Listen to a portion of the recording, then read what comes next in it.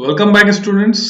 आज इस लेक्चर में हम बात करने जा रहे हैं एस्केप स्पीड, यानी स्पीड क्यों कहा, ये भी एक मुद्दा है, इसको भी हम समझेंगे। एस्केप वेलोसिटी भी कह देते हैं कभी कभी, पर ज्यादा सही है कि हम इसको बोलें एस्केप स्पीड। तो ये है बच्चों एनसीईआरटी रीड अलोंग एक्सरसाइज, और मैं हूं आपका टीचर विवेक तापड़िया, और ये चैनल है physics in life and live. So let's start with NCERT Part 1, Class 11, Physics, Escape Speed, gravitation chapter पढ़ रहे हैं बच्चों, चैप्टर नंबर 8। सो ये है आर्टिकल 8.8। पेज नंबर अगर मैं आपको बताऊं तो 193, ये पेज आप ओपन कर सकते हैं, अपनी नोटबुक लेकर बैठे और एनसीईआरटी बुक लेकर बैठे।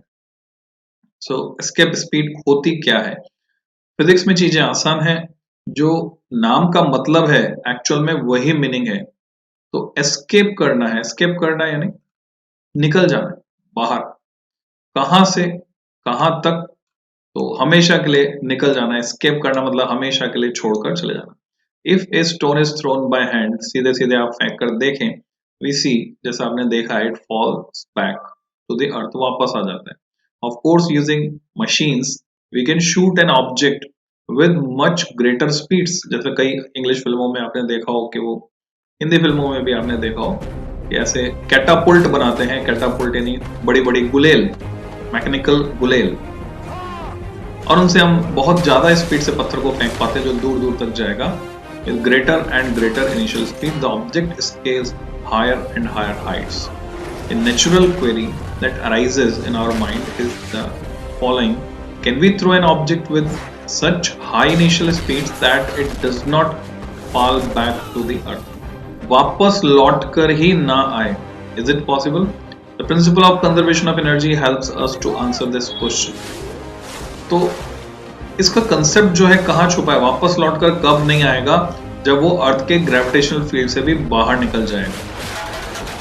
वापस लौटकर क्यों आता है? क्योंकि वो बंधा हुआ है, it is bound, it is in bound state. जैसे अगर हम एटॉमिक मॉडल से कंपेयर करें तो इलेक्ट्रॉन चक्कर क्यों लगा रहा है? Because electron is bound to the nucleus, attraction के फोर्स की वजह से। यहां भी ग्रेविटेशनल अट्रैक्शन है, वो जो ऑब्जेक्ट है वो अर्थ की ग्रेविटी में बंधा हुआ है, तो उसकी एनर्जी नेगेटिव है। अभी हमने लास्ट लेक्चर में एनर्जी की बात की थी, -Gmm/r। तो रेफरेंस अगर हम इंफिनिटी लेते हैं तो -Gmm, एक बड़ा एम अर्थ का मास हो गया, छोटा एम ऑब्जेक्ट का मास हो गया, अपॉन आर। तो बच्चों वो बंधा हुआ है, it is in bound state.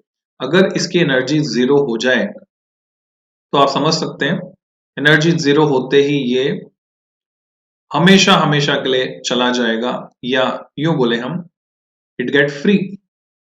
तो हम कह सकते हैं वो क्या करेगा? एस्केप कर जाएगा एनर्जी जीरो होते ही। तो वही हमको समझना है, उसके लिए कितनी स्पीड, कितनी काइनेटिक एनर्जी देनी होगी। So let's discuss about this. The principle of conservation of energy, जो हमने कहा पढ़ा था, कंजर्वेशन लॉज में पढ़ा था बच्चों, 11th क्लास की फर्स्ट चैप्टर में, फिजिकल वर्ड एंड मेजरमेंट में, helps us to answer this question.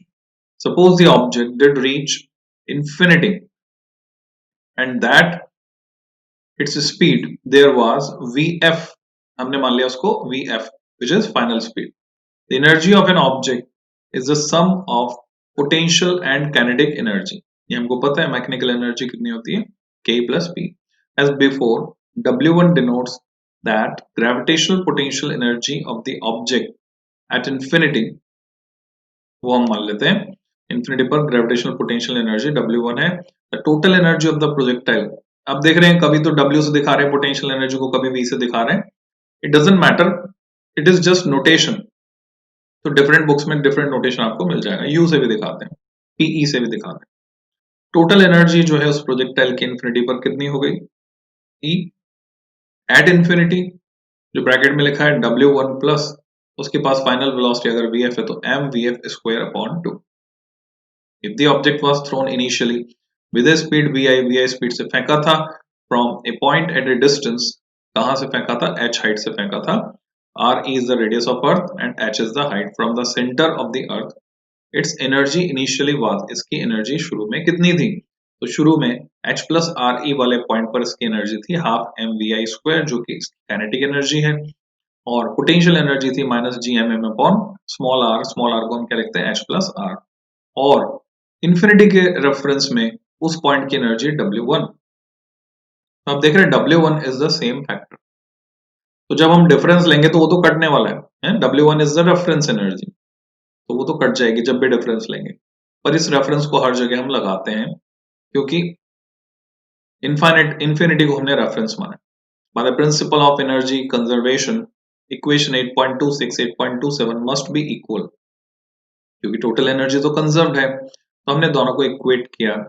Hence m v i square by 2 minus G M M upon h plus R E equal to m v f square by 2, क्योंकि W1 दोनों side से cut गया। Right hand side is a positive quantity, obviously दिख रहा है हमको, m positive होता ही है, 1/2 पॉजिटिव है, और vf का स्क्वायर है, कोई भी स्क्वायर पॉजिटिव होता है, और इसकी मिनिमम वैल्यू 0 हो सकती है, यानी फाइनल वेलोसिटी 0 हो जाए वहां जाकर। Hence so must be the LHS, तो LHS की minimum value 0। thus an object can reach infinity as long as vi is such that, अब यहां से हम कंडीशन निकाल लेते हैं, अगर ये ग्रेटर देन इक्वल टू 0 हुआ लेफ्ट हैंड साइड वाली क्वांटिटी, तो ऑब्जेक्ट इंफिनिटी पर पहुंच जाएगा। तो ये एनर्जी कंसिडरेशन हमने लगाया और ये कंडीशन हमारे सामने है। The minimum value of v i corresponds to the case when the LHS of equation 8.29 equals 0। अगर ये 0 हो जाए तो वो जो मिनिमम वैल्यू होगी जो हमने इनिशियल वेलोसिटी उसको दी है, तो वो वैल्यू कितनी होगी, 10 मिनिमम स्पीड। अब वेलोसिटी की बात नहीं कर रहे, स्पीड क्यों बोल रहे हैं वो अभी मैं समझाता हूँ। required for an object to reach infinity, that is escape from the earth, corresponds to half m vi square minimum gm m upon h plus re, और स्मॉल m दोनों साइड कैंसिल हो गया, यानी ऑब्जेक्ट के मास पर depend नहीं करता। और अगर हम अर्थ सरफेस से फेंक रहे हैं तो स्मॉल h 0 हो गया, तो फॉर्मूला रिड्यूस होकर हो जाता है under root of G M upon R E. अब यहां पर थोड़ी सी लिखने का जो तरीका है वो, उसकी वजह से कंफ्यूजन आपको क्रिएट हो सकता है, तो मैं क्लियर कर दूं। लिखकर मैं बताता हूं बच्चों, ये जो वी आई मिनिमम है, इनिशियल वेलोसिटी मिनिमम, ये अंडर रूट पूरे पर है, पूरे पर, क्योंकि आर को स्क्वायर में नहीं था, ठीक है, तो मिसप्रिंट मान सकते हैं हम इसको 2gm अपॉन आर। और अर्थ के रेफरेंस में बात कर रहे हैं, इसलिए this is mass of earth, this is radius of, ये पूरे पर है। और हम जानते हैं स्मॉल जी होता था जीएम अपॉन आर स्क्वायर, जहाँ एम अर्थ का मास है, आर अर्थ की रेडियस है, तो जीएम की जगह मैं जी आर स्क्वायर लिख सकता हूँ, जी आर स्क्वायर लिखता हूँ तो ये रिड्यूस हो जाता है twice of g r square upon r, एक पावर कट जाती है तो under root of 2 g r आ जाता है, तो इस तरह से आए under root of 2 g r. Using the value of g, जो हम जानते हैं 9.8 मीटर पर second square, radius of 6400 kilometre को मीटर में कन्वर्ट करके यहाँ पे रखें, तो वी आई मिनिमम आता है अप्रोक्सीमेटली 11.2 किलोमीटर पर सेकेंड। सो 11.2 किलोमीटर पर सेकेंड को हम क्या कह सकते हैं, इतनी स्पीड अगर किसी ऑब्जेक्ट को दी जाए, this is called the escape speed, तो एस्केप कर जाएगा, नहीं कहां पहुंच जाएगा, इंफिनिटी पर, अर्थ के ग्रेविटेशनल पुल से बाहर पहुंच जाएगा, sometimes loosely called the escape velocity. अब देखिए यहां पर क्या बोला गया है, लूजली कॉल्ड। ठीक है, हम जानते हैं वेलोसिटी जो है वो वेक्टर क्वांटिटी है, and vector has a direction, जबकि जो कैलकुलेशन हमने की है वो हमने एनर्जी कंसिडरेशन लेकर की है, स्केलर फॉर्म में कैलकुलेशन की है, वहां पर डायरेक्शन की बात नहीं की गई है। तो इसको आप इस तरह से समझ सकते हैं, इसका बहुत अच्छा एक्सप्लेनेशन कुछ बुक्स में है, जीसी अग्रवाल में उनमें से एक है। तो बच्चों, पृथ्वी हमारी घूम रही है अबाउट एक्सिस ऑफ रोटेशन, जो 22 डिग्री पर टिल्टेड है, वो मैंने दिखाया यहाँ पर फॉर सेक ऑफ अंडरस्टैंडिंग, आसानी से समझने के लिए। अगर ये ऐसे घूम रही है, वैसे घूम रही है ईस्ट टू वेस्ट या वेस्ट टू ईस्ट, वो आपको आइडिया होना चाहिए। वैसे तो दोनों तरह से सही है, अब कहां से देख रहे हैं उस पर डिपेंड कर रहा है, ईस्ट वेस्ट। और अगर हम यहाँ पर थोड़ा सा स्पिरिचुअल कंटेंट, ईशा फाउंडेशन वाले सदगुरु जग्गी वासुदेव का कंसेप्ट लगा दे तो बोलते डायरेक्शन आप जो कहते हैं वो तो कुछ होती है, मतलब डायरेक्शन का तो कोई पता लगा ही नहीं सकता है। तो पृथ्वी जब घूम रही है, अब ये डायरेक्शन आप कैसे समझेंगे जब यहाँ पर हैं आप, घूमकर अब यहाँ पर आ गए तो ये कौन सी डायरेक्शन हो गई? तो ईस्ट वेस्ट नॉर्थ साउथ, या ऊपर है या नीचे है? तो थोड़ा सा इस पे सोचें, विचार करें, वो भी एक एस्पेक्ट है चीजों को समझने। तो अब ये जो अर्थ घूम रही है, अगर मैं ऑब्जेक्ट को प्रोजेक्ट करता हूं इस तरह से कि अर्थ का रोटेशन उसको सपोर्ट कर रहा है, तो वो एडिशनल वेलोसिटी मुझे मिलेगी, यानी मुझे थोड़ी कम वेलोसिटी उसको देनी होगी।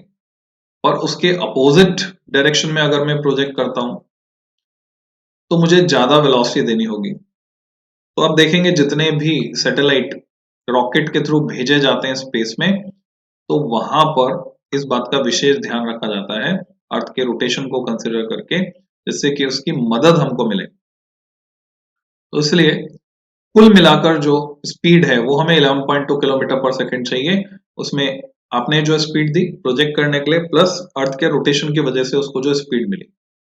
जैसे आपने देखा होगा चलती ट्रेन में आपने बॉल को उछाला तो वापस आपके हाथ में आती है, अगर ट्रेन कांस्टेंट स्पीड से चल रही है। तो ट्रेन अगर कांस्टेंट स्पीड से चल रही है तो बॉल वापस लौट के आपके हाथ में आती है, क्योंकि बॉल भी आगे जाती है उसी स्पीड से। एक्सेलरेशन से चल रही है तो आपके पीछे गिरेगी, रिटार्डेशन से चल रही है आपके आगे गिरेगी। So same concept is here. Earth घूम रही है, वहां से आप ऑब्जेक्ट को फेंक रहे हैं, अगर सेम डायरेक्शन में, तो अर्थ की वेलोसिटी उसको सपोर्ट करेगी। जैसे फास्ट बॉलर उतना तेज बॉल फेंक पाएगा जितना तेजी से वो भागकर बॉल को फेंकेगा, क्योंकि बॉल की स्पीड में उसके भागने की स्पीड ऐड हो जाएगी। तो आप समझ गए होंगे। Equation 8.32 applies equally well to an object thrown from the surface of the moon। तो वहां पर वो मून से एस्केप करने की स्पीड हो जाएगी। with g replaced by the acceleration due to gravity, acceleration due to moon's gravity on its surface, and re replaced by the radius of the moon. Both are smaller than their values on earth. The escape speed for the moon turns out to 2.3 kilometre पर second. ये दो data हैं बच्चों, बहुत ही काम के हैं, जो हमको ये भी समझाते हैं 11.2 एंड 2.3 कि मून पर किसी का झगड़ा क्यों नहीं हो सकता। दो लोग चाहें तो भी झगड़ नहीं सकते। क्यों? क्योंकि वो एक दूसरे की बात नहीं सुन सकते जब तक वो इलेक्ट्रॉनिकली सुनने की कोशिश नहीं करेंगे। क्यों नहीं सुन सकते? वहां मीडियम नहीं है, एटमॉस्फेयर नहीं है वहां। तो एक जना दूसरे को कुछ भी बोले बुरा भला, दूसरे को सुनाई नहीं देगा, तो झगड़ा होने का कोई चांस ही नहीं।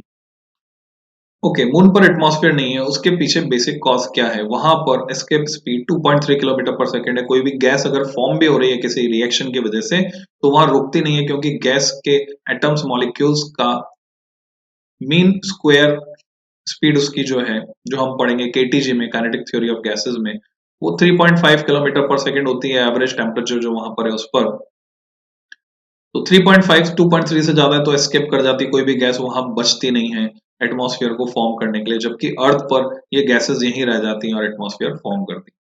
तो आप समझ गए। About 5 times smaller, this is the reason. हमें पता है जी तो जी बाय 6 है, पर एस्केप स्पीड 5 गुना कम है। This is the reason that moon has no atmosphere. Gas molecules, if formed on the surface of the moon, having velocities larger than this, will escape the gravitational pull of the moon. So this is the reason. Example 8.4 देखते हैं बच्चों। दो uniform solid sphere हैं, radius equal है, masses अलग अलग हैं, इसका मास m है, इसका मास 4m है। Centre to centre separation 6r है।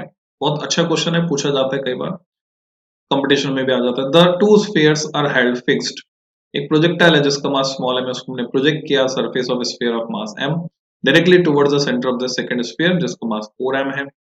Obtain an expression for the minimum speed v of the projectile so that it reaches the surface of the second sphere. यहां तक पहुंच जाए उसके लिए इसकी मिनिमम स्पीड क्या हो। तो मिशन मंगल की याद आ रही होगी आपको। The projectile is acted upon by two mutually opposing gravitational forces of the two. ये इधर खींचेगा m मास वाला, 4m वाला उधर खींचेगा।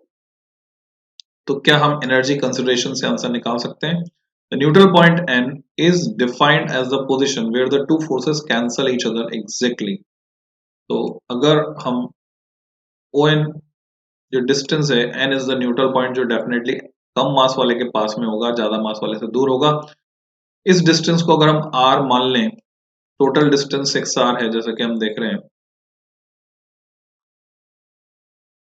सो G M M upon R square ये फोर्स है। न्यूट्रल पॉइंट पर दोनों फोर्स बराबर हो जाएंगे। दूसरा वाला जो मास है 4m वाला, वो जो फोर्स लगाएगा वो इतना है, और यहां से हमें रिलेशन निकल के आएगा न्यूट्रल पॉइंट कहां पर होगा। ये होगा या तो 2r पर या -6r। अब इसका क्या मतलब है, 2r और -6r यहाँ समझ लीजिए। ये न्यूट्रल पॉइंट इस तरफ भी हो सकता है, टुवर्ड्स लेफ्ट ऑफ दिस, वहां पर भी कैंसिलेशन हो जाएगा। और इधर इधर होगा तो 2r, इधर होगा तो -6r पर होगा। तो neutral point r equal to -6r does not concern, क्योंकि हमें तो दूसरे मास बॉडी की तरफ जाना है, उससे दूर नहीं जाना। Thus On equal to R equal to 2R. It is sufficient to project the particle with a speed which would enable it to reach and neutral point तक पहुंच गया, उसके बाद तो वो खींच लेगा दूसरा वाला जो मास ऑब्जेक्ट है। Thereafter the greater gravitational pull of 4m would suffice. The mechanical energy at the surface of m is, वो हमने निकाला half mv square minus gmm upon r -4 upon 5r। ये किसकी वजह से, दूसरे वाले की वजह से। ये एक्स्ट्रा टर्म आ रही है, आप देख रहे हैं, क्योंकि दूसरा वाला मास भी वहां प्रेजेंट है। न्यूट्रल पॉइंट पर स्पीड अप्रोचेस 0, तो मैकेनिकल एनर्जी एन जो है पूरी की पूरी पोटेंशियल हो जाएगी, पूरी की पूरी पोटेंशियल हो जाएगी। तो पहले वाले की वजह से G M M upon 2r distance पर है, और दूसरे वाले की वजह से डिस्टेंस 4r आ जाएगी, 4 अपॉन 4r। तो अब ये दोनों energy from the principle of conservation of mechanical energy, यही कंसेप्ट है, हम दोनों को इक्वेट कर देंगे। इक्वेट करने पर ये वेलोसिटी की जो अकेली टर्म है अननोन, हमें वेलोसिटी मिल जाएगी। कितनी वेलोसिटी देनी होगी, कितनी स्पीड देनी होगी, तो it is under root of 3 gm by 5r. A point to note is that the speed of projectile is 0 at n, but is non-zero when it strike the heavier sphere 4m, जैसा हमने पहले भी discuss किया था। तो टक्कर से बचाने के लिए अपोजिट डायरेक्शन में रॉकेट चलाने पड़ते हैं, उसके लिए हमें फ्यूल चाहिए होता है। The calculation of this speed is left as an exercise to the students. Okay, आप इसी कंसेप्ट को एक्सटेंड करें और जो दूसरी मास बॉडी है जिसका मास 4m है, इसकी सरफेस पर टोटल एनर्जी निकालें और फिर उस एनर्जी को इक्वेट करें, उसमें काइनेटिक एनर्जी भी आ जाएगी, और उससे कैलकुलेशन करके वो स्पीड निकालने की कोशिश करें। जबकि यहां से प्रोजेक्ट किया गया है vi स्पीड पर, यानी दोनों ये पहले स्पीड का एक्सप्रेशन जो हम निकाल चुके हैं उसको हम यूज करें और यहाँ स्पीड कैलकुलेट करें। ऐसा क्वेश्चन भी आपको ऑलरेडी मिल चुका होगा या मिल जाएगा बुक्स में देखने को, तो पहले से ही आप इसकी तैयारी कर लें। तो बच्चों, अब देख रहे हैं चैप्टर इंटरेस्टिंग होता जा रहा है। तो मिलते हैं बच्चों अगले लेक्चर में, हम डिस्कस करेंगे अबाउट अर्थ सैटेलाइट्स। इस लेक्चर में इतना ही। Happy learning.